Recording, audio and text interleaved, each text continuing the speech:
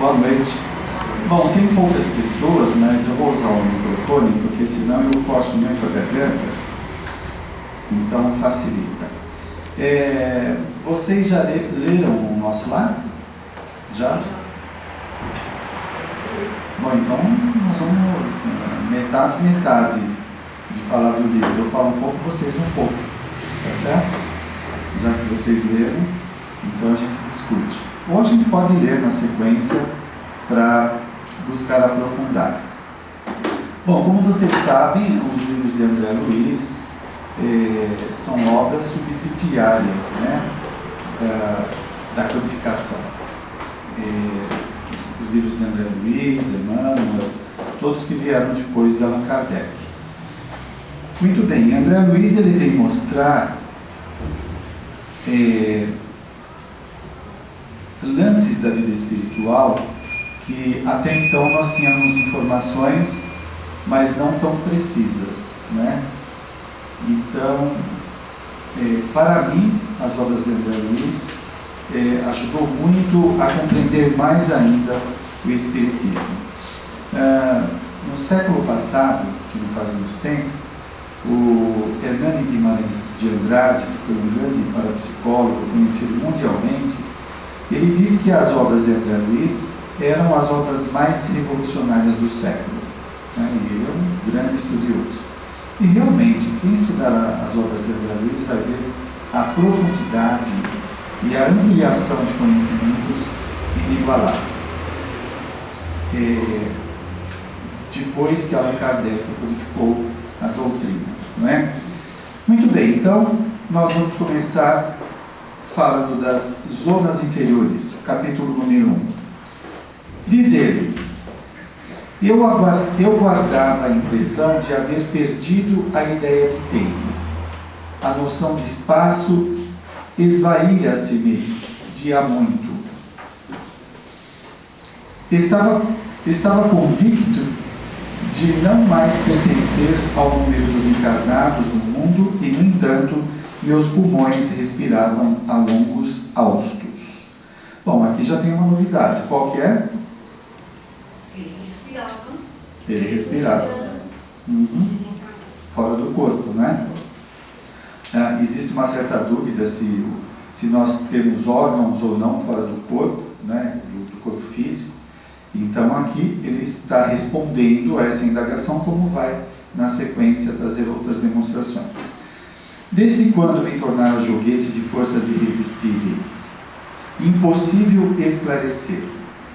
E estas forças irresistíveis, por que ele estava afeto a estas forças? De alguma forma ele tinha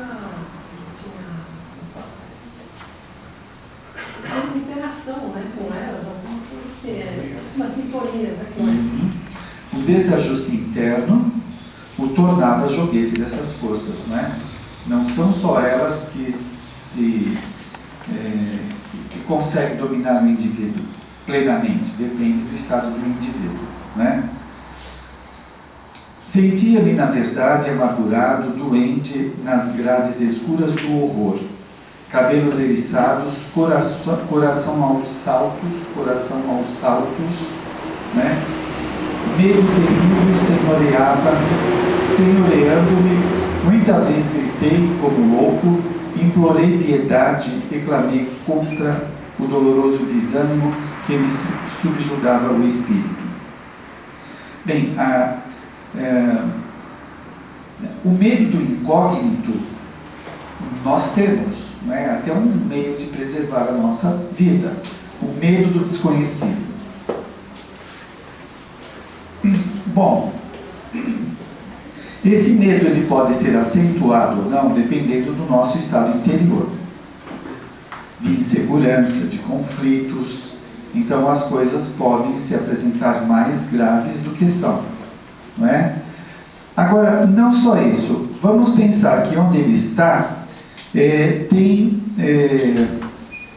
pessoas como ele, desencarnadas, que chegaram lá através do sofrimento, da novidade de não esperar aquilo que está acontecendo, Então, como que fica este ambiente? Né? A exteriorização de pensamentos. Isto no livro Evolução em Dois Mundos, ele vai explicar melhor as zonas purgatoriais. As zonas purgatoriais,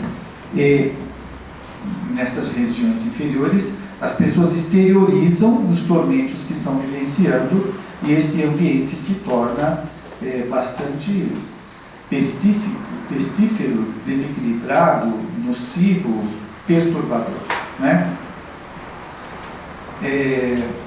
E de alguma forma, o retrato de como o indivíduo se encontra por dentro.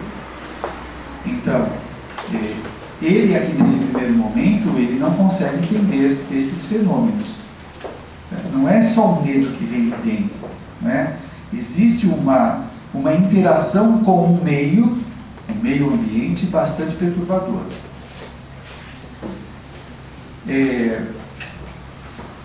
Quando nós estamos diante de uma situação ameaçadora, isto provoca uma reação em nós, né? De defesa, de fuga, seja lá do que for. Mas vamos adiante.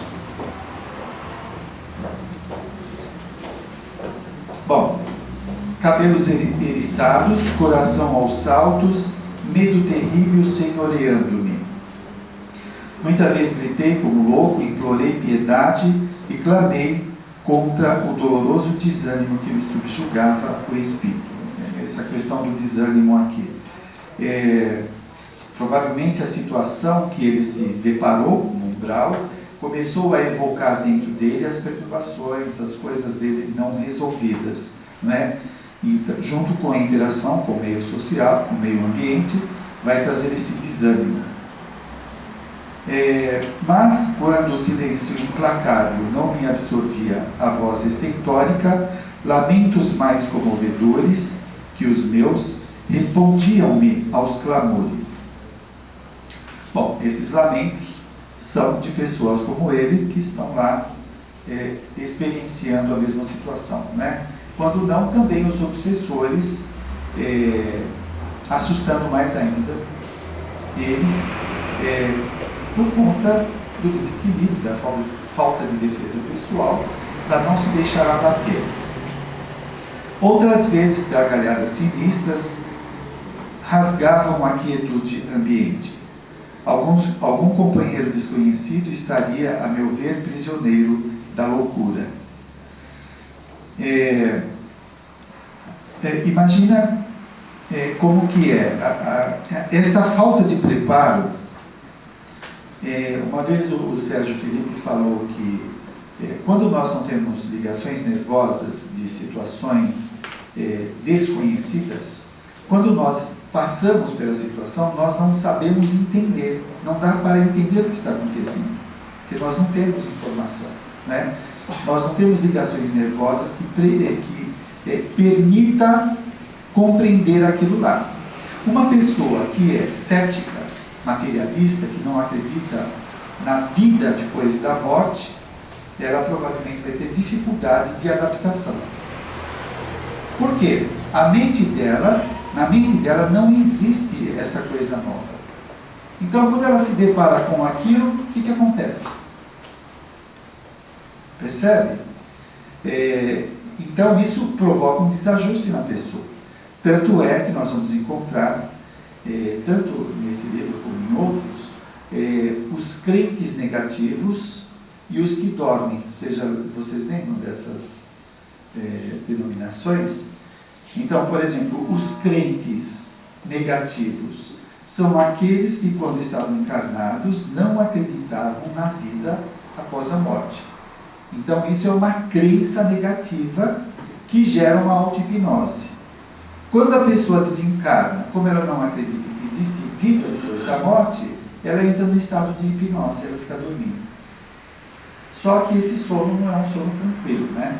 Porque ela fica revendo todas as coisas erradas que ela cometeu. Então eles ficam vivendo verdadeiros tormentos. Olha a força dos nossos pensamentos. Então, daí a gente também pode estender a reflexão para a pessoa que é muito apegada a algumas coisas. A mente é um imã. Não dá para controlar. A pessoa é arrastada para a situação, para o objeto do seu interesse. Aí nós vemos a importância de ampliar bastante os nossos conhecimentos, né? Junto com as nossas ações, para que a gente tenha mais recursos para entender a vida. Mário, Pois. os crentes negativos, esse sono, eles nos tipo de uma autopunição para não acreditar que É uma auto-hipnose, isso. E eles mesmos se auto-hipnotizam, né? Auto-induzem. Então ele está esperando nada. Então quando ele sai fora do corpo, há uma negação daquela realidade. Uma negação. Né? Então a pessoa ela entra nesse estado de sono, porque o que é esperado é um sono eterno. Certo? É muito interessante a hipnose, né? Por exemplo, a alucinação visual. A pessoa vê coisas que não existem. Então, uma alucinação é ver algo que não existe, né? Não tem um objeto que nós estamos pensando. Então, se você fala para ela que na frente dela tem uma árvore maravilhosa, quando ela está hipnotizada, ela vai ver essa árvore. E essa árvore é ela que está criando totalmente. Como tem experiências, acho que eu já falei aqui da outra vez, a pessoa pega uma caneta, encosta na pele da pessoa, falando que é um cigarro, e na hora sai uma bolha. Né? Olha a autoindução. O que a mente provoca. Né? Bom, vamos lá. Formas diabólicas, rostos álvares, expressões animalescas surgiam de quando em quando, agravando-me o assombro. O que são essas formas diabólicas? É o diabo? Formas de pensamento? Quem mais? As culpas.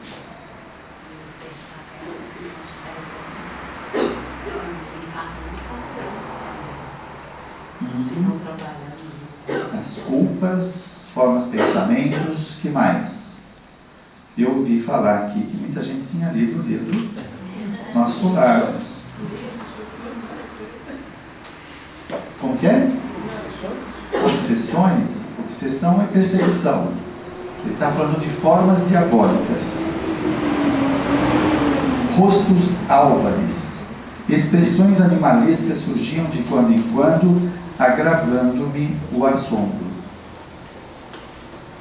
Olha, não vai ter avaliação, nota final, né? Vale chutar, vale perguntar para o amigo do lado, tudo isso. Então, você viu o subconsciente, porque então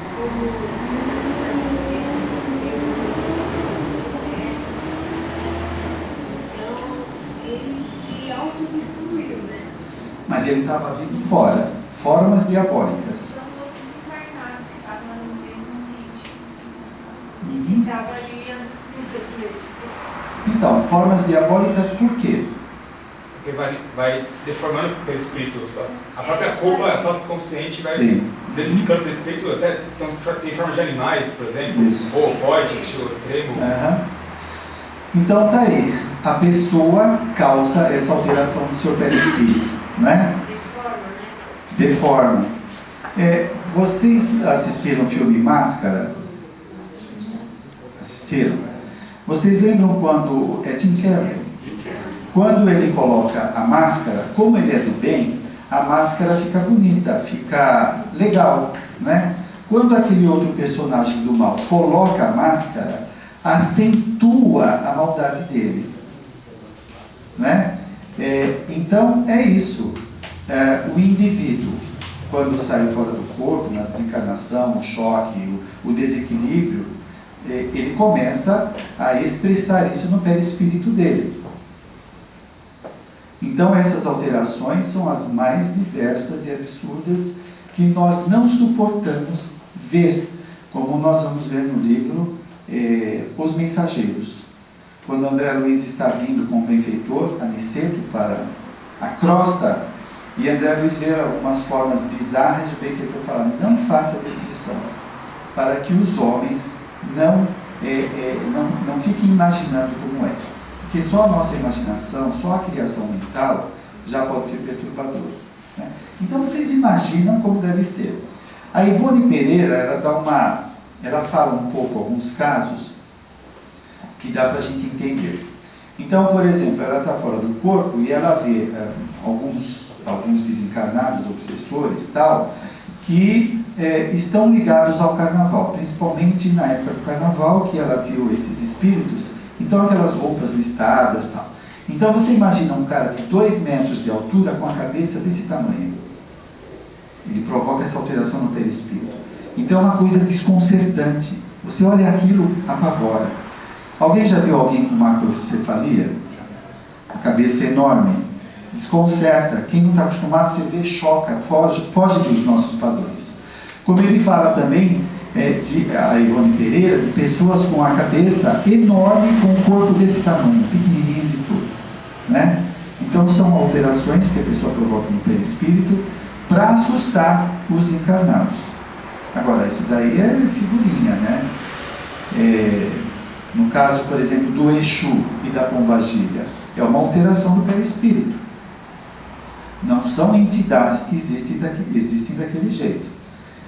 Então, pela idioplastia, pela força mental, eles vão sendo alterados, ou o Exu, ele pode estar amando de um obsessor pior do que ele. E esse obsessor vai hipnotizá-lo para que ele ganhe aquelas formas. Então, olha a plasticidade do perispírito. Aí a gente vê por que a gente somatiza. Então, se nós ficamos nervosos demais, alterados, aí começa a doer partes do corpo. O impacto das emoções, das energias no nosso corpo, como vai alterando. E também a gente poderia pensar no seguinte, né? Olha como nós estamos e veja o que nós estamos fazendo. Será que nós estamos fazendo coisas legais para o nosso corpo? A Louise Hay, que trabalha bastante com padrões de pensamentos, ela fala alguma coisa nesse sentido. Tem gente que programa a morte dele. Como? Se ela tem, familiares que morreram aos 50 anos, ela começa a abrigar a ideia de que ela também vai desencarnar aos 50 anos. Então é como se fosse uma programação. Então ela pode precipitar a desencarnação. Então que tal a gente alongar? Eu já venho há muito falando que eu quero chegar nos 100 anos. Né? Nada de morrer cedo. Primeiro porque a estatística está aumentando, e a média vai ser de 100 anos por aí de idade. Quanto mais tempo nós aproveitarmos aqui, a nossa estada aqui, para melhorar, mais avançamos. Não é? Quanto tempo deveria Olha, estão falando que lá para frente vai viver mais de 100 anos. 120, 130, 150. Medicina, né, avançando. Sim. Isso é o cálculo que os médicos estão fazendo isso, porque tem células então tecnologia, então, e a gente também se cuidando, né? Pois é. Não, então, veja, à medida que a gente começa a se cuidar, nós estamos vendo os efeitos dos pensamentos. Nós temos muitos pensamentos que vêm coisas que vêm do inconsciente que são torturantes, perturbadores. Olhem o impacto que as nossas células recebem das nossas ideias, constantemente. Agora imagine estas ideias harmonizadas, de confiança, de alegria, de fé. Como que vai melhorar a nossa saúde? O questionamento que você falou dessas figuras diabólicas, essas formas de pensamento, e assim como aqui na Terra tem essas curas milagrosas também que se falam, né? Poderia também ser através do pensamento. Então, algumas curas, os benfeitores vão atuar no perispírito, né? Porque é aí que começa a coisa, no perispírito. E dizem que a homeopatia também, ela atua nas energias, né? Eu não sei direito, mas eu sei que eles são nas energias. Está ligado mais ao perispírito do que ao corpo físico. Muito bem.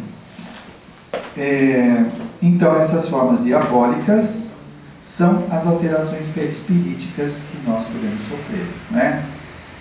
Veja que às vezes nós vamos alterando o nosso corpo. Vocês já viram aqueles casais que parecem irmãos? Olha a sintonia, né? Então, vai alterando as formas. Como tem aqueles que parecem... imagina, né? Não parece nada de oposição.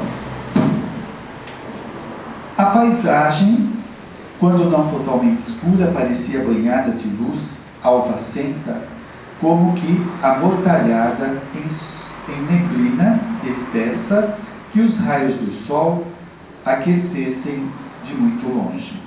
Essa neblina, essas energias, são as formas, pensamentos dos desencarnados, né? Como pode ter também 12 encarnados que vão para estas regiões. E a estranha viagem prosseguia. Com que fim? Quem o poderia dizer? Apenas sabia que fugia sempre.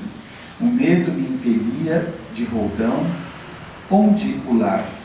A esposa, os filhos, perderam toda a noção de rumo. Alguém poderia questionar, não é? Mas e a divindade não acolhe o desencarnado?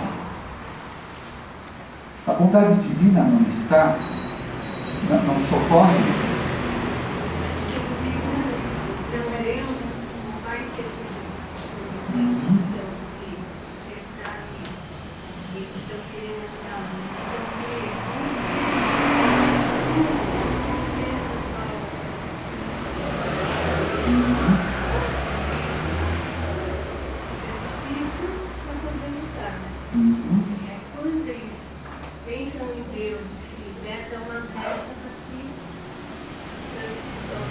Mas Deus não é misericordioso? Não é a bondade suprema? Então. Mas é uma forma de aprendizado deles também, né? Mas aí não é maldade de Deus? Não, só foi a partir do momento que você quiser realmente experimentar. Pois é, isso até Deus for, gente. Não vai chegar e falar, não, você está sofrendo, né? Mas se você não quer, não faz, filho. Acho que a generosidade é imensa, tem um respeito. Para que a gente peça socorro e ajuda, eu preciso de ti, né? Assim, do ponto de vista assim, religioso, né? Talvez um pouco paternalista e piegas, parece que Deus devia socorrer as pessoas. E assim também, quando vem esse apelo que Deus deveria nos socorrer, tem um pouco das nossas projeções, o medo que aconteça conosco, né? Então, cadê a bondade de Deus? Do ponto de vista do ego, a bondade de Deus seria atender os nossos caprichos, né? Isso seria a bondade de Deus, acudir os nossos sofrimentos. Mas, não vai ser completo, né? Eu aprendi isso pensando e parando nesse ponto. Seja feita a tua vontade, não a nossa. Eu tenho uma neta que a gente faz o evangelho, então, pequenininha falava, seja feita a minha vontade, Senhor, eu para tudo. Não é a sua vontade, sim a vontade de Deus. Porque nem sempre o que nós queremos não é então Deus não vai atender aquele pedido que vai ser muito. Olha, nós estamos aqui falando isso e a gente está esbarrando um pouco no antropomorfismo, né? É como se Deus fosse um senhor, um ser humano, punindo ou abençoando ou coisas do tipo, como se não houvessem leis.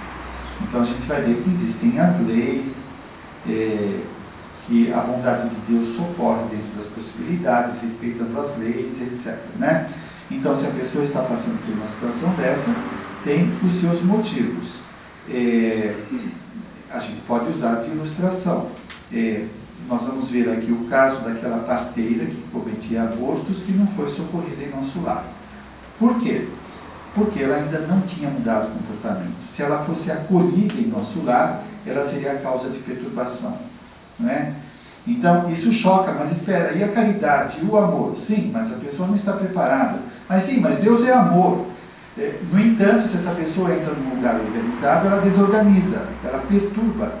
Então, ela não está pronta para receber ajuda. Ô Mário, em grande parte não quer ajuda. É como se for hoje na Cracolândia lá ver quantos querem ajuda. Para isso aquilo é um paraíso. A pessoa que está em jogo, sexo, etc. Para eles é lá no céu. Então, peraí, eles se sentem perturbados no nosso lar. Lá está paz. Então, para eles é melhor, para eles, né? Na consciência deles é melhor ficar no umbral mesmo. Sim. É como você falou, você veja, é um paradoxo. Mas, infelizmente, o usuário, ele vai ser curado pela dor, pelo extremo sofrimento do uso da droga. Porque ele é convidado a sair daquilo pela inteligência, pelo bom senso, mas ele não quer. Então, o prazer, ou o vício, ou o desejo é tão grande, é maior do que outras coisas. Então, infelizmente, vem um sofrimento exacerbado que vai fazer a pessoa acordar. Oi. Qual a proporção de maldade entre lá e aqui? Qual a proporção do quê? Entre maldade e bem. A proporção lá dos desencarnados é a mesma proporção aqui na Terra? Acho que lá é pior. É pior? É pior. Então, aqui nós temos a bênção, entre aspas, da justiça, das regras sociais, da polícia. A polícia. Lá você não tem isso, assim, depende. É claro que os malfeitores estão fazendo tudo sob a supervisão dos benfeitores. Não é que os benfeitores estão supervisionando o sofrimento, né? Mas eles fazem até onde o indivíduo que está sofrendo tem débitos para ser ressarcido. Agora, o absurdo da atrocidade é inimaginável. É inimaginável. Então, por exemplo, você pega a ideia religiosa, do lunatismo religioso, quando fala do caldeirão, do demônio lá queimando, né, o indivíduo, nós vamos ter informação que isso daí é água com açúcar diante do que acontece, dos absurdos. Você pega pessoas que estão escravizadas de obsessores há 50 anos, 100 anos, sofrendo ininterruptamente. Mas aí não é um sofrimento físico, né? Porque o físico não vai sentir. Sim, mas no perispírito ele sente as alterações, ele sente dor também. Então ainda nós não sabemos direito como é isso, né? Por exemplo, quem já foi numa sessão mediúnica e escutou lá o depoimento do desencarnado, você vai ver. Aquilo lá, olha gente, eu acho que, eu não sei, é que não dá para eu fazer, né? De vez em quando pegar o meu cliente e falar, olha, vou te levar numa terapia de choque, você vai ficar curado. E assistir uma sessão mediúnica, onde vem um espírito que eles trazem do umbral ou tiram do cemitério, que está sofrendo horrores. Só um pouquinho que a gente escuta aquilo lá, já... Para mim isso sempre foi muito terapêutico. Sempre, sabe quando você leva uma de 200 você sai do sono e acorda? É assim. Ô Mário, e esse umbral, a dimensão do umbral onde o André Luiz estava era relativamente light comparado ao que eu te li por aí. Tem umas profundidades bem maiores, assim, que é bem pior. Mas ele era até light. Mesmo o Vale dos Suicidas é bem pior do que esse umbral. Vale dos Suicidas. O senhor já leu o Libertação, né? Sim. Dizem que esses muito mal, eles acabam virando vozes, né? Eles perdem o perispírito. A forma. Eles perdem a forma, não o perispírito. Mas perdem e viram vozes. Isso. Talvez a gente chegue lá, se a gente conseguir. Vamos ver, né? Bom. Mas tanta maldade assim não está errado assim, não. Tanto aqui quanto lá, não está. É assim, se você questionar um bandido, um psicopata, você fala, mas por que tanto mal? Ele fala, por que não? Mas por que sim? Por causa do desequilíbrio, por causa do egoísmo. A humanidade está tão ruim assim. Não, aí que tá, e a gente entra em outros estudos. Tem espíritos reencarnando de regiões inferiores, que não reencarnam há séculos, e que então eles trazem esse comportamento totalmente desequilibrado, mas eles estão recebendo a chance de acompanhar o progresso do planeta. Então isso se explica. É um número muito grande de espíritos que não reencarnam, que vivem em sociedades absurdas de maldade, e quando reencarnam eles trazem tudo isso, que eles vivenciam lá. Então é uma coisa temporária, que está sendo limpado na Terra. Bom, o receio do ignoto e o pavor da treva absorviam-me todas as faculdades de raciocínio. Logo que me desprendera dos últimos laços físicos, entrei no sepulcro. Ele se desprendeu no cemitério, né? Então imagina o choque, se você vê o seu corpo lá e também não esperava a morte, que continuasse a vida. Então olha o choque da pessoa. Atormentava-me a consciência, preferiria a ausência total da razão, o não ser. Pois é, algumas pessoas às vezes falam isso, né? Como parar de pensar? Não dá. Depois que nós adquirimos o pensamento contínuo, é contínuo, não para nunca. Pois não. Eu fugi um pouco do assunto, né? Que tocou nesse assunto do cemitério, da maldade, né? Eu não sei se todo mundo viu assistir um filme que é aquele Michael J. Fox, aquele que fez o Back to the Future, o De Volta para o Passado. Ele tem um outro filme dele, que chama assim The Frighteners, né? Que ele tem uma cena que é num cemitério, e a história é mais ou menos assim: o personagem dele é um clarividente, e que ele está ganhando dinheiro às custas de resolver casos nas casas das pessoas, né? E aí quando ele vai no cemitério, tem o sargento americano, tem os pastores, tudo parado lá no cemitério, né? Quer dizer, eles não saíram do cemitério. E o engraçado é que o que as pessoas eram em vida, elas estavam vivendo no cemitério. O sargento estava lá, de sargento, botando ordem no cemitério. O médico estava lá de médico, vivendo aquela vida de médico. Aí você tinha um sujeito lá com um tiro de bala na cabeça, né? Isso cai na questão do espírito, né? Que a gente passa para o outro lado com as marcas do que a gente viveu e vive. Sim. E o mais interessante é que todo mundo estava ali com as suas profissões, né? Quando eles deixaram a vida, mas tinha também, por um certo ponto de vista, não era tudo maldade, né? Você tinha lá os maus sujeitos. No caso militar, né? Que ele estava lá ainda com aquele garbo de militar, né? Colocando ordem nas coisas. Colocando ordem no negócio. E brigando com o clarividente. O que você está fazendo aqui? Você não vai ganhar dinheiro no cemitério, não. Eu acho que eu sei, eu assisti esse filme. Bom, de início as lágrimas lavavam-me incessantemente o rosto e apenas em minutos raros felicitava-me a bênção do sono. Olha só, a bênção do sono. Imagine que ia ficar, ele ficou 8 anos no umbral, praticamente sem dormir. 8 anos. Desculpa, de novo nesse assunto, né? Sim. Eu tive um amigo meu que recentemente ele desencarnou, né? E isso me preocupa muito, né? Quanto tempo que ele fica nessa perturbação? Porque, por exemplo, o André Luiz, né? Inclusive é comentado no livro que ele é caracterizado como suicídio consciente, né? Isso, é aqui mesmo. E 8 anos, né? E quando você lê o livro, você vê que não era um mau sujeito, né? Como todo mundo não era santo, né? Mas 8 anos é muito tempo para ficar Mas então, eu acho que essa informação do Espiritismo, no caso aqui André Luiz, é um alerta muito convidativo para a mudança, para refletir sobre a vida, né? Aí que está.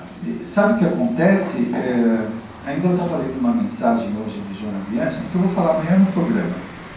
Ela estava falando da seriedade com que nós temos que estudar no Espiritismo dessas informações. Porque nós vivemos numa ilusão de realidade. Então, assim, os nossos apelos emocionais, o nosso sofrimento. Então, quando nós vemos um caso desse, nossa, coitado, mas espera, o que ele fez da vida, ou o que nós estamos fazendo da vida para acordar? Para aproveitar essas informações, para dar uma guinada, né? Invariavelmente, nós queremos dar sequência às nossas tendências, aos nossos vícios milenares, que estão entranhados na personalidade. Então, isso daí é um despertar mesmo, é um despertar. Olha, é interessante, né? Aqui nós temos algumas amenidades para lidar com situações e pessoas, que quando a pessoa desencarna, não necessariamente é assim, não. Ela se depara com uma realidade para despertar mesmo, é um choque, para sair da loucura da ilusão. Mas tudo isso eu vejo nos livros de André Luiz, essa abordagem, esse esclarecimento que vem mostrar um outro paradigma de realidade. Bom, então ele fala do sono. Interrompia-se, porém, bruscamente a sensação de alívio. Seres monstruosos acordavam-me irônicos. Era imprescindível fugir deles. Esses monstros, eles fazem o mal mesmo. Então, em questão de perversidade, de crueldade, é lá que está a escola, não é aqui. Não é? O que a gente vê por aqui é café pequeno. Reconhecia, porém, a esfera diferente a erguer-se na poalha ou poeira do mundo, e todavia era tarde. Isso daqui dá uma mexidinha, sabe? Será que é tarde para nós? Será que nós vamos deixar passar ou vamos aproveitar? Ele, naquele momento, não podia fazer mais nada. Nós aqui ainda podemos. Né? E, e mesmo essa nossa reflexão, um percentual bem grande fica em cima só da reflexão. Né? Sobra pouca coisa para a mudança de comportamento. E aí a gente vê o compromisso que nós temos conosco. Num outro livro de André Luiz, que há uma sessão mediúnica, eu já falei isso aqui, ele fala, se os encarnados pudessem presenciar isso, eles mudariam completamente a conduta deles, de ver ali desencarnados estrupiados sendo atendidos. Reconhecia agora a esfera diferente a erguer-se, bom, já li. Pensamentos angustiosos atritavam-me o cérebro. Mal delineava projetos de solução, incidentes numerosos impeliam-me a considerações estonteantes. Em momento algum, o problema religioso surgiu tão profundo aos meus olhos. Os princípios puramente filosóficos, políticos e científicos figuravam-se-me agora extremamente secundários para a vida humana.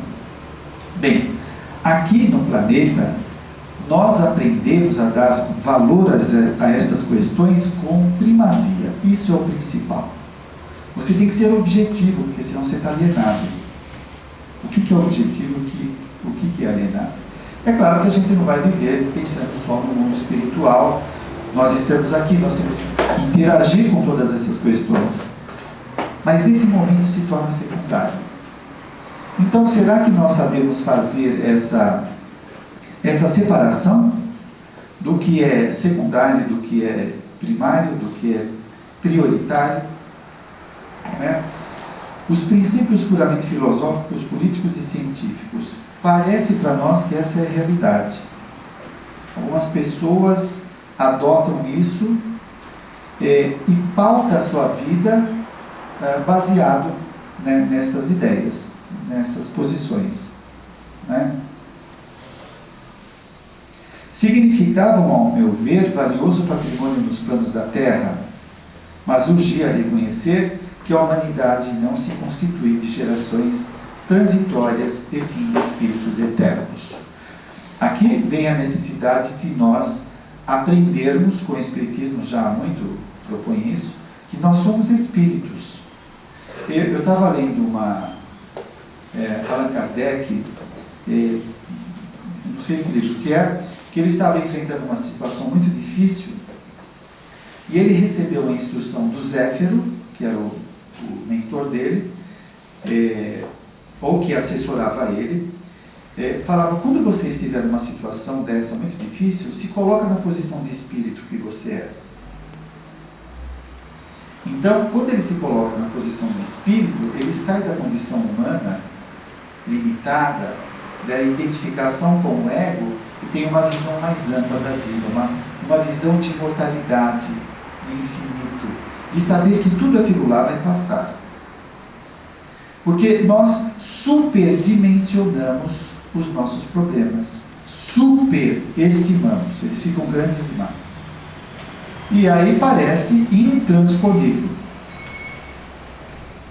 Então, quando nós pensamos numa perspectiva mais ampla, aquilo fica pequeno. Por exemplo, quer ver um exemplo de exercício? Quando você se sentir muito aflito numa situação que parece intransponível, você pode se imaginar, deita, relaxa, imagina que você está saindo fora do corpo e que você está volitando, você vai se distanciando da sua casa, do seu bairro, da sua cidade, do seu estado, do seu país, do seu continente, até transpor a Terra.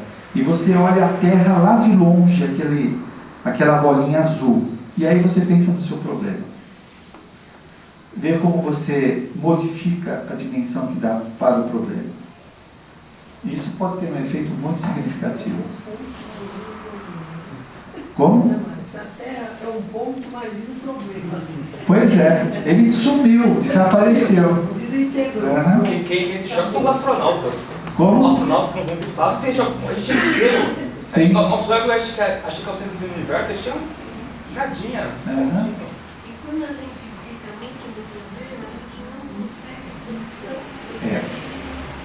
Porque as coisas tem uma janela, tem uma porta, uma parede, tem várias situações. Isso é a nossa mente o que faz. Você veja a perturbação que o indivíduo perdeu o fio da meada. Ele não consegue mais discernir. Está tudo confuso, tudo junto. Bom, que mais? Verificava que alguma coisa permanece acima de toda cogitação meramente intelectual. Esse algo é a fé, manifestação divina ao homem. Semelhante análise surgia, contudo, tardiamente.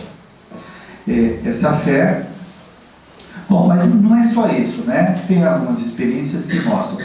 Uma pessoa na iminência de sofrer um acidente, ela ganha um estado de consciência ampliado que ela vê toda a vida dela em segundos. Ela avalia tudo rápido, né? Olha essa ruptura da consciência, a ruptura com os limites, que ganha essa visão do todo. Isso é no momento do acidente ou... Não, na iminência de, na possibilidade de. Né? Então a pessoa, isso pode mudar. Por exemplo, o pessoal que tem EQM, experiência quase morte. A pessoa muda toda a vida dela. Ela vê o corpo dela lá, está flutuando lá. Nossa, dá uma guinada. Quem quiser, tem um livro do Dr. Raymond, Vida Após a Vida. Está na livraria para pegar emprestado. Aí, legal. Eu não sei se ele quer vender já.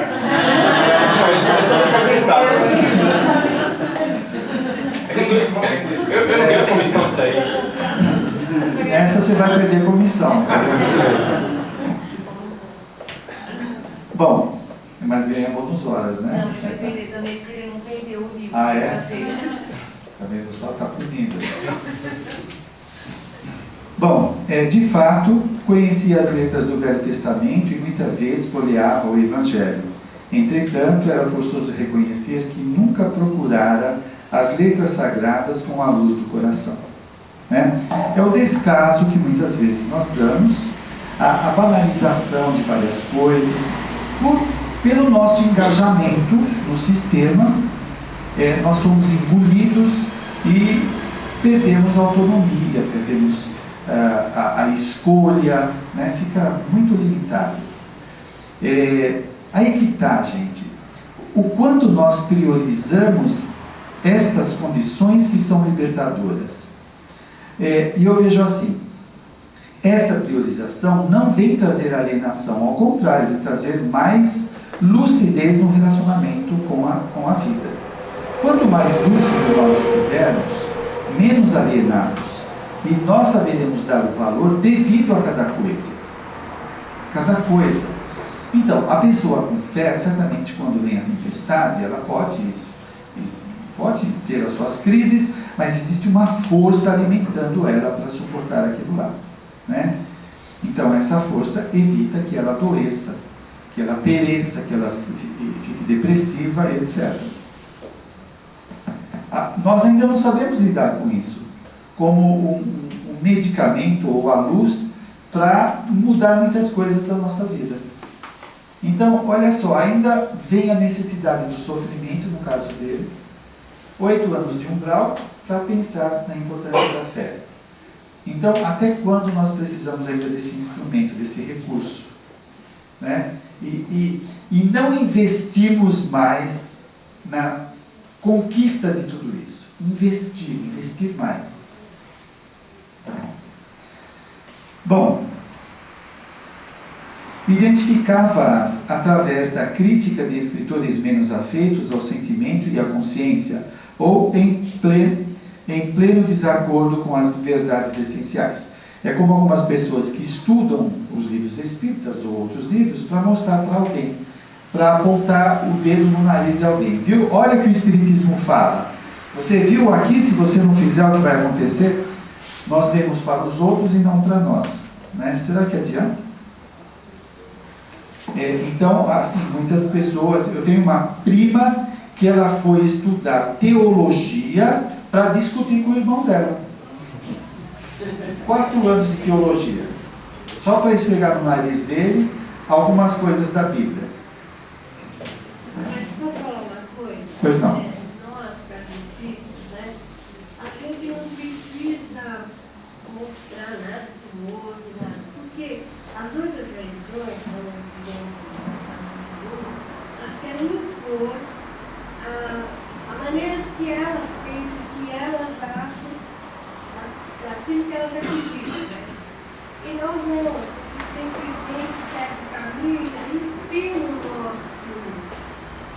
pela nossa transformação, os outros, aí vem perguntar e quer saber, não é assim?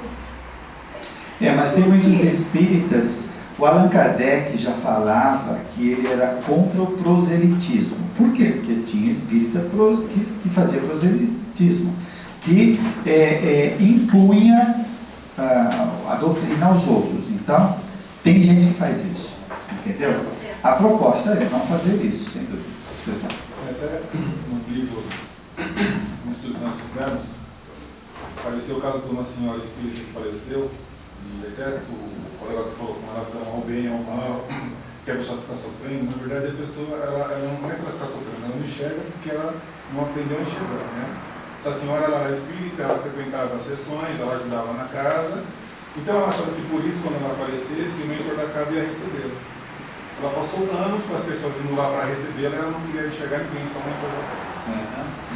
Ela trabalhava para fora, mas trabalhava dentro dela, melhorava. Pois é. Bom,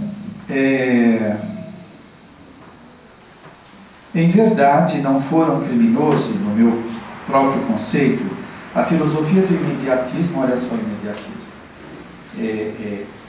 Nós estamos tão entranhados nisso que às vezes nós não percebemos que nós queremos tudo de imediato, resolver as coisas, a felicidade, tudo queremos para agora. A filosofia do imediatismo, porém, absorvera-me. A existência terrestre que a morte transformara não fora assinalada de lances diferentes da craveira comum. É o que acontece com todos nós, não tem nada de absurdo, de diferente. Filho de pais talvez excessivamente generosos, conquistara meus títulos universitários sem maior sacrifício. Compartilhara os vícios da mocidade no meu tempo, organizar o lar, conseguir a filhos, perseguir as situações estáveis que garantissem a tranquilidade econômica no meu grupo familiar, mas, examinando atentamente a mim mesmo, algo me dizia experimentar a noção de tempo perdido, com a silenciosa acusação da consciência. Esse sentimento de tempo perdido, que nós aqui não conseguimos ainda muito bem sentir, depende, alguns sentem ou não, mas quando a pessoa desencarna, isso vem de forma mais dilatada, não é? Parece que a pessoa ganha mais consciência do todo, daquilo que ele fez e não fez, do programa. Imagina fazendo toda esta equação, como que a mente da pessoa fica, não é? Então, aqui quando nós estamos absorvidos nesse sistema social, parece que nós estamos fluindo naturalmente com a vida. Nós estamos ali. Olha, eu estou aqui no centro espírita. Qual o problema? Né? Mas como que é meu comportamento lá fora? Como é meu comportamento comigo mesmo? O lance que está mostrando aqui é o seguinte: não adianta a gente racionalizar. O que é a racionalização para a psicologia? É quando nós justificamos uma coisa errada com um raciocínio supostamente lógico. Então, qual é o raciocínio lógico? Não, eu estou fazendo tudo que tem que ser feito. Né? Quando sobra meu tempo, eu faço isso, aquilo, são justificativas. Não adianta ficar racionalizando. Nós temos que ultrapassar isso daí. Sem neurotizar. Sem neurotizar. Porque tem gente que aí sim fica alienado da vida. Né? Muito bem. Eu não entendi, Maria, o que a gente pode fazer, o que se deve fazer então? Olha só, essa sua colocação joga um seguinte questionamento. Talvez nós devêssemos formar um grupo de estudo ou de discussão sobre essas coisas. O que nós estamos fazendo ou não fazendo? O que pode ser melhorado? Talvez nós devêssemos escarafunchar a nossa mente, tirar os entulhos que tem aqui dentro, para começar a ver. Discutir as nossas justificativas, as nossas omissões, percebe? Desenvolver uma condição crítica de como nos encontramos. Fazer terapia, né? Aí seria, digamos, não é terapia, porque seria um autodescobrimento.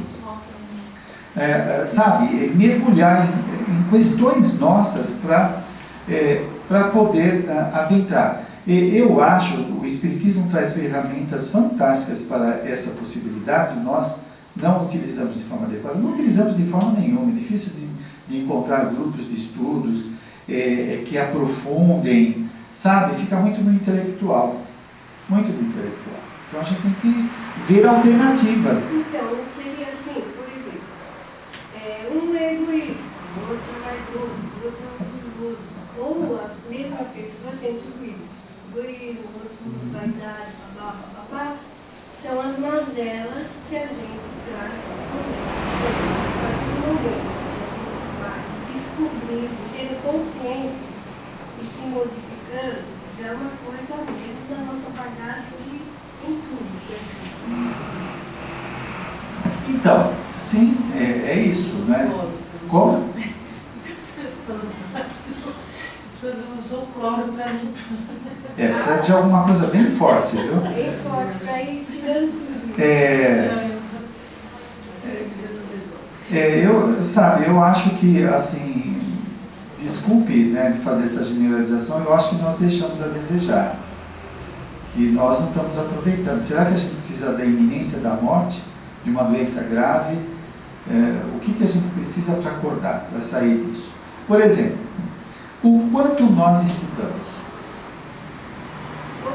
Muito. Estou falando de estudar muito, não estudar pouco. É ampliar os nossos conceitos de vida, ampliar os nossos conceitos, preconceitos, o conhecimento geral, ampliar dentro do possível.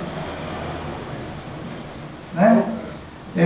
Allan Kardec, a compilação que ele fez, a codificação, ele colhia informações do mundo inteiro, psicografias, material, classificava. Então, eu acho que a gente tem que ampliar, aí tem que ter um interesse de adentrar nesses conhecimentos. Material não falta. Você pega as obras... Ele deixou um monte, né? Então, Quem? Kardec. Sim. Então, ele deixou a obra inteira para nós estudar e se aprofundar. Bom. É mais interessante, não mais interessante, mas melhor investir na gente do que investir na relação com o outro? Não, eu acho que não, porque sem o outro não dá para a gente crescer. A gente tem a relação de interdependência. Não, mas eu concordo com ele no sentido assim, é preciso primeiro ser amado que amar o próximo. Sim. No sentido de melhor mas é bom não excluir o outro, né? O que eu quero dizer com o outro é a caridade, não a relação. A caridade é mais importante com o aprendizado interno. Amor também. Assim, não dá para a gente fazer uma coisa estanque. Bom, deixa eu primeiro dar uma amada em mim mesmo. Quando eu estiver legal, aí eu vou encontrar o outro. Ao mesmo tempo. Então, porque com o outro eu vejo, às vezes eu sou mais simpático com o outro do que comigo. Então tem gente, aí você vê o disparate, que a pessoa quer ser mais boa com os outros do que com ela. Então como é possível?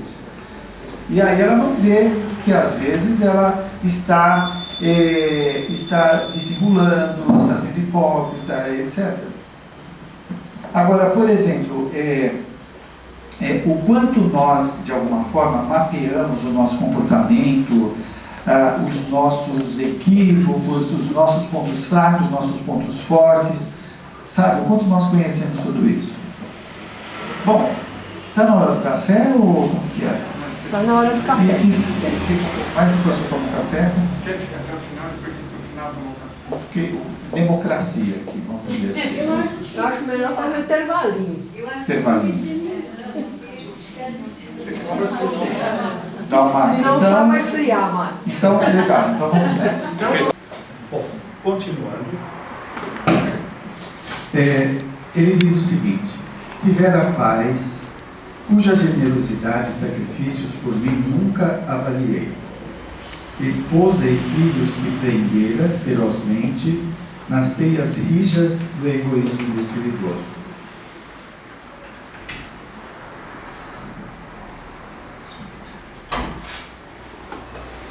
Eu lembrei aqui de uma parte, na página anterior, ele fala de que fora filho de pais talvez excessivamente generosos.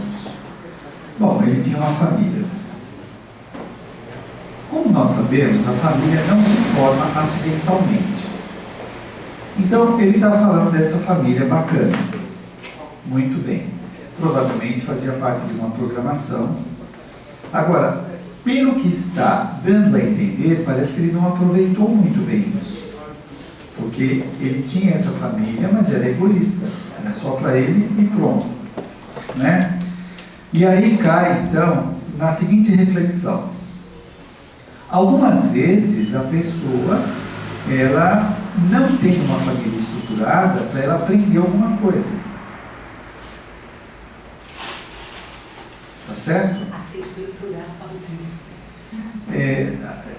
Enfrentar a desestruturação, falta de afeto, de diálogo, etc. Né? Alguém que às vezes negligencia isso, que desdenha, que você pega um pai que ele prioriza mais o trabalho do que os filhos, ou do que a esposa, ou os bens que ele conquiste, então, e às vezes deixa os filhos à míngua, e a esposa, etc. Então ele está cultivando o quê? Ele está cultivando tempestade, e depois ele vai colher. Então, será que ele soube aproveitar essa boa família, essa família estruturada que ele tinha? Né? Parece que não. Então, quando nós nos deparamos com uma família que tem as suas dificuldades, em vez de só se queixar, começar a questionar o que está por trás daquilo lá. não se deter somente ali nas restrições, né? O que está atrás disso? Então, essa família desestruturada pega mais em que na minha personalidade? Então, eu posso me queixar mais da falta de afeto. Então, provavelmente eu tenho algum problema na área da afetividade. Eu posso me queixar da questão da comunicação, do diálogo, seja lá o que for. Então, aquilo que me toca é a área que eu preciso mais trabalhar.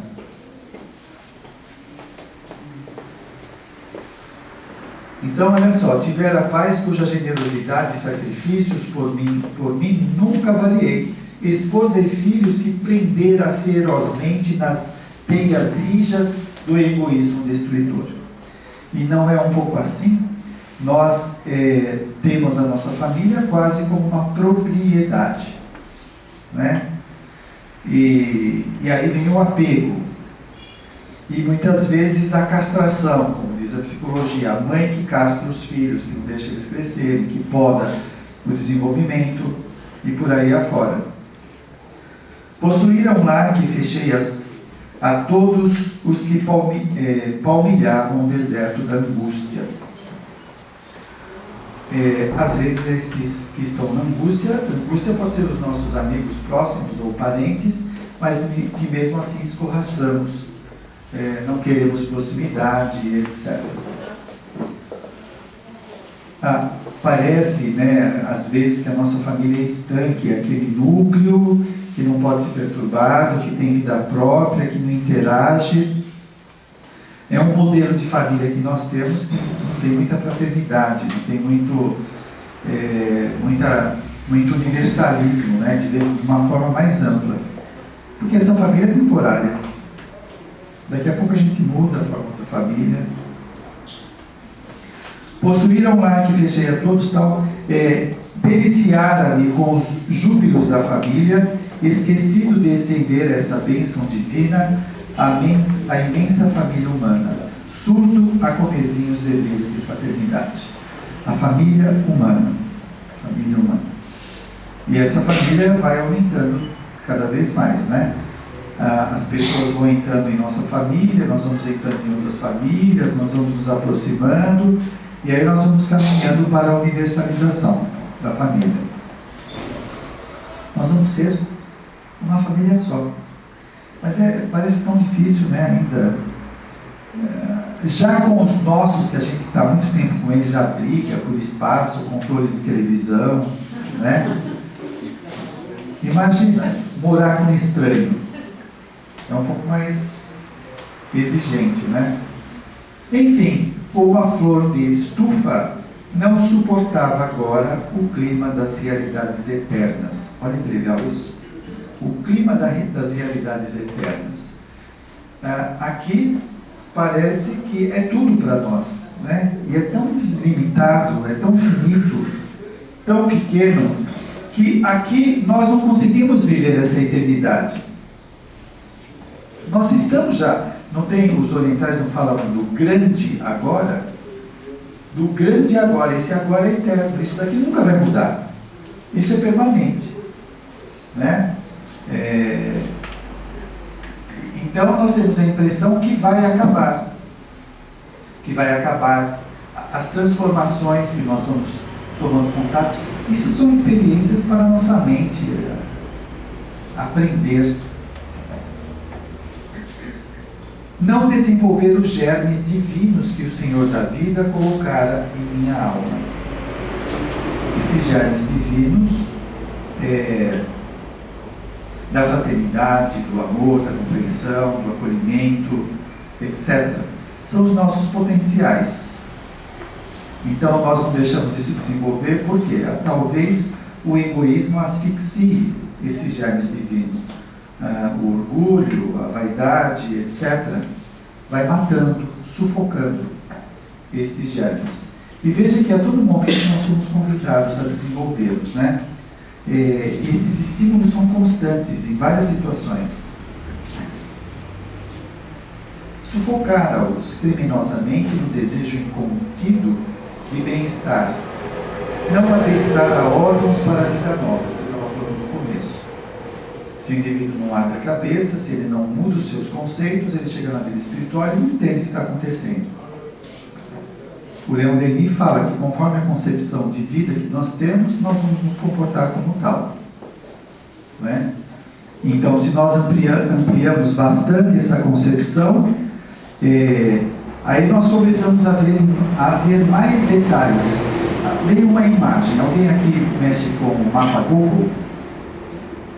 Às vezes você entra, quando você está muito longe, você vê as avenidas, ruas, rodovias, só que conforme o tamanho que você está, você não consegue ver o nome, não aparece o nome da via, ou da rua, ou da avenida. Quando você aproxima, você começa a ver o nome da rua. Se você aproximar mais ainda, você começa a ver os contornos das casas, tudo, dos detalhes, não é?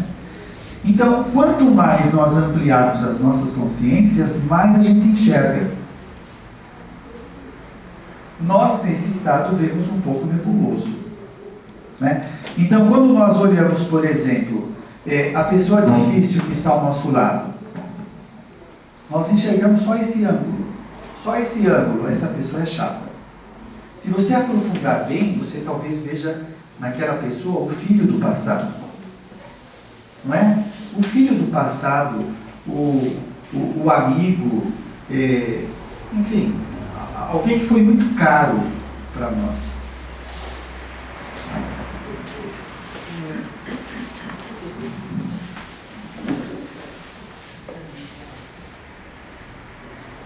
Era justo, pois, que aí despertasse a maneira de aleijado, que restituído ao rio infinito da eternidade, não pudesse acompanhar, senão compulsoriamente, a carreira incessante das águas. Ou, como mendigo infeliz, que exausto em pleno deserto, perambulava à mercê de impetuosos tufões. Eu acho que essa última fala do André Luiz aqui é bem chocante, não é? Ó amigos da terra, quantos de vós podereis evitar o caminho da amargura com o preparo dos campos interiores do coração? Acendei vossas luzes antes de atravessar a grande sombra. Buscai a verdade antes que a verdade vos surpreenda. Suai agora para não chorar depois. É uma síntese de tudo que ele falou, que ele vivenciou, e do convite que ele faz para nós, para não acordarmos tarde demais, né? Acordar mais cedo. Bom, nós temos ainda alguns minutos. Vocês querem fazer colocações, objeções, acrescentar? Vamos por vez, por favor. Eu queria perguntar, em relação a você falar da família, sim, me ocorreu, me veio as pessoas que não querem ter filhos. E aí a família não se perpetua. Funciona assim. Então, mas aí que está, né? Se a gente vai pensar do ponto de vista terreno, às vezes a coisa parece sem lógica. Do ponto de vista espiritual, isso pode fazer parte de um planejamento, de um plano, né? Então aí você veja, aí a conjugação, né, do plano, foi feita uma programação no plano espiritual, só que aqui você tem os seus desejos. Ah não, eu quero constituir uma família, e aí você não consegue, e aí vem a frustração, aí começou a prova. Eu quero o que quero, vai fazer tratamento, vai tomar vacina, vai fazer de tudo, e não consegue. Olha a prova. Mexendo com a pessoa. No passado talvez a pessoa pôde, ela abortou, ou desdenhou, pensou em mais em outras coisas, teve até filho, mas pensava mais em outras coisas, carreira profissional e tal, e os filhos ficavam lá, né? Então aí a gente vê como dizer,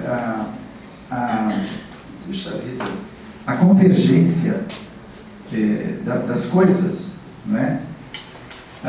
Agora, quando a pessoa passa, quando ela supera a prova, ela pode ficar grávida, que nem um caso que eu estava vendo no consultório. A pessoa quer ter filho e não consegue. Tomou vacina, fez um monte de coisa, desistiu, aí adotou uma criança, aí ela ficou grávida. Geralmente acontece isso, temos vários casos. É muito interessante, né? A pessoa sai porque quando ela adotou, ela expandiu o amor dela. Ela saiu do egoísmo. Eu quero, às vezes é uma coisa egoística. ela expandiu, aí ela pode ter superado a prova da restrição. Muito interessante isso, né? Meu Mário, aconteceu comigo assim, eu faz 2 anos tentando engravidar, e eu não engravidava. Era sempre uma frustração. E eu guardava as roupinhas de bebê antes de engravidar. Eu tinha uma mala gigante de roupa de bebê. E aí eu fiquei um pouco frustrada, vou deixar pra lá. Eu doei. Na época eu estudava no nosso lar. Ali na Duarte das Vezes, né? Mas não conhece. Aliás, eu trabalhava lá, então a minha amiga Alda doa, aí eu doei tudo.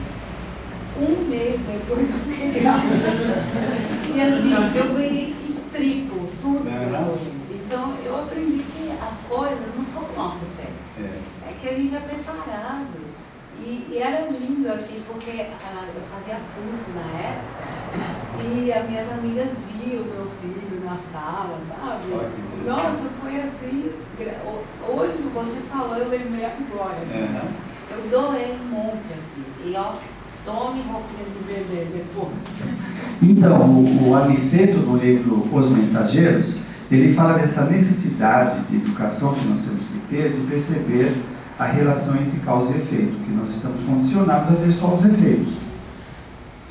Então aí a gente faz uma leitura mais ampla, né? A gente sai daquele limite angustiante e vê que aquilo tem uma representação maior, tem um significado maior. Mais alguém? Posso perguntar? Pois não. Não, tem uma, não sei se você vai falar, estou lendo agora uma tese de doutorado chamada Ciência do Início da Vida. Não conheço. Então, me lembrei agora que você falou algumas coisas nesse sentido, que fala da concepção, mas o fato da concepção mesmo, do zigoto, lá, das células.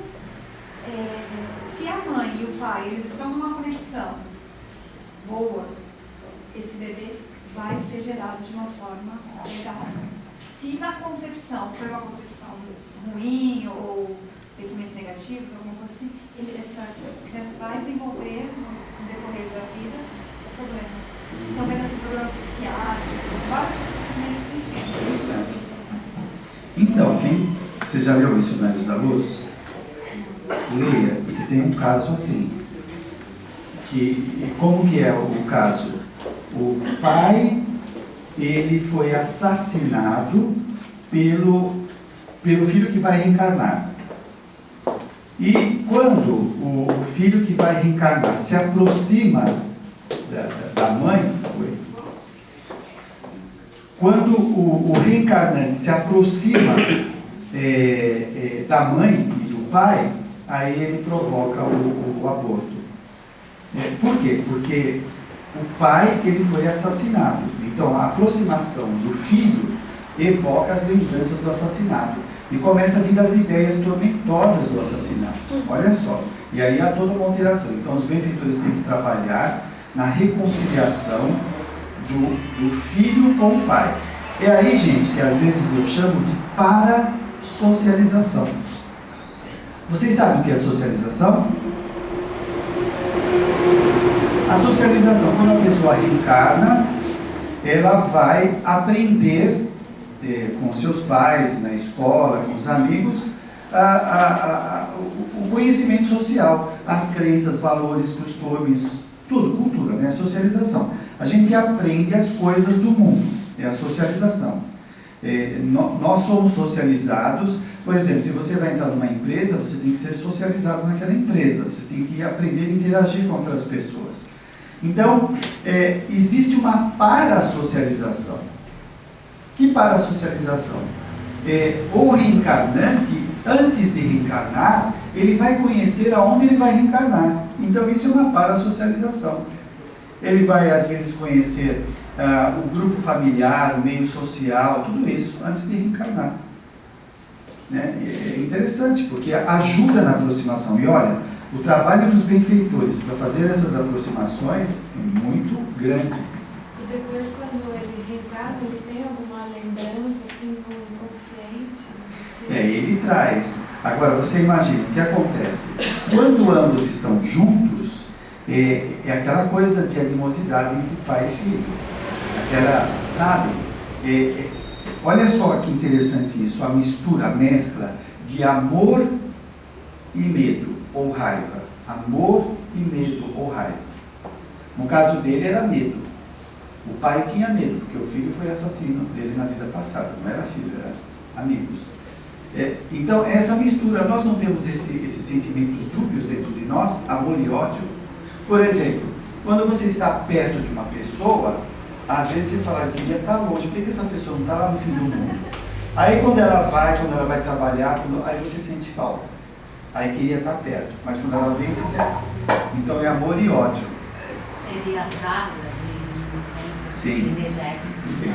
Muito forte. Muito forte. Então, você pega mães que vai fazer o quê com o filho? Vocês viram aquele vídeo que está no Facebook, que eu acho que é na Coreia, pelo jeito, que a mãe fica surrando um bebê que não tem 1 ano. Ela bate no bebê de todos os modos, tapa na cara, na boca, no corpo, ela pega um negócio e fica batendo na criança. Isso, e ainda tem os casos mais graves. Então, o que essa mãe sente? Então, são lembranças do passado. A relação delas foi muito tempestuosa, por isso que eles não se suportam, né? Agora, você veja, o esquecimento está segurando as pontas. E aí nós queremos lembrar, né? Assim, de vez em quando a gente tem as crises, né? Não, eu tenho que lembrar. Se eu soubesse, a minha vida seria diferente. Não é bem assim. Porque parece que a gente vai ver uma cena cinematográfica, linda, né? Com música de fundo, tudo isso, né? E não é, só que tem aquelas cargas emocionais terríveis, as lembranças angustiantes que a gente não suporta. Então, o esquecimento está fazendo um trabalho reparador. Porque enquanto eu me esqueço, olha só a força da sociedade, aí eu vejo a cultura. Quando nós reencarnamos, nós entramos numa cultura que tem regras. Que regras? Regras de boa conduta. Você deve falar bom dia, boa tarde para os outros, você não pode roubar, você tem que comer de boca fechada. Estas regras nós vamos aprendendo. Então, a regra também consta. Você deve amar os seus pais, deve respeitar os mais velhos. São regras, são scripts que o indivíduo vai entesourando, que quando ele está de frente do desafeto, estas regras vão de alguma forma ajudá-lo a interagir. Eu sinto ódio, mas eu tenho regras de boa conduta. Eu tenho que aprender a me controlar. Olha que coisa fantástica. Seria o freio, né? Então, as regras sociais, às vezes que são, assim, em alguns casos são severas, elas podem ser muito úteis, né? Como algumas vezes alguns pais rígidos podem ser muito úteis. Você pega um psicopata, não, psicopata não dá. Você pega uma pessoa muito rebelde, muito maldosa, ela precisa de um pai, de uma mãe de mão de ferro, para ajudá-la a se conter, porque senão ela repete o passado. Então, isso está funcionando aí nas nossas relações interpessoais. Aquelas pessoas que são difíceis, mas nós temos que aprender a conviver com elas. Mário, essa mesma regra não tem no mundo desencarnado? Tem. Essas regras sociais? E como? Então, teoricamente, a gente já é estimulado para isso. Sim. Não é uma novidade que tem que ser desenvolvida. Não. E outra coisa, como eu estava fazendo uma citação aqui da Cris, então o que acontece? Aqui no mundo físico, às vezes nós queremos quebrar a regra. Nós queremos fazer do nosso jeito. No mundo espiritual, antes de reencarnar, a pessoa pede: por favor, não me quebre as regras. Ponha disciplina em mim. Isso acontece no livro, aqui nesse livro Nosso Lar, a Laura, onde o André Luiz está hospedado, um dia, a Laura, junto com os filhos, os familiares, recebem o marido que está encarnado. O marido aparece lá, materializado, né? E ele, em determinado momento, fala: não, o que é que ele fala? Não sejam complacentes comigo, alguma coisa assim. Sejam severos.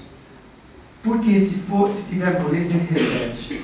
Então ele quer disciplina. Então quando a pessoa está fora do corpo, ele sabe o que precisa. Quando nós estamos aqui, nós queremos moleza, porque aí a gente se compara com os outros, a gente vê a moleza de algumas pessoas e nós queremos igual, e aí a gente pode repetir. Então, aí sim, por exemplo, aqui, quem de nós talvez não queira uma boa grana, ter um salário bem alto? Provavelmente no plano espiritual a gente pediu, olha, limite os meus ganhos porque eu sei como eu sou. Limite porque eu sei que eu vou aprontar. Né? Só que aqui a gente vê um amigo, um parente ganhando legal, nós queremos também. Mais alguém?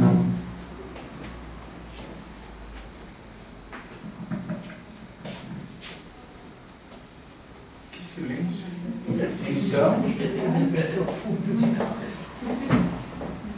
o silêncio é uma eloquência, né?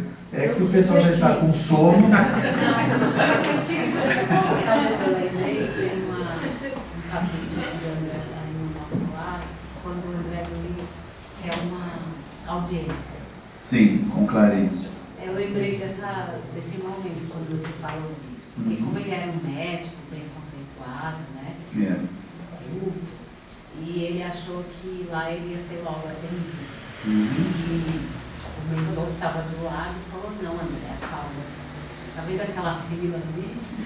Aí ele, não, mas é muita gente, eu não posso pegar essa fila, né?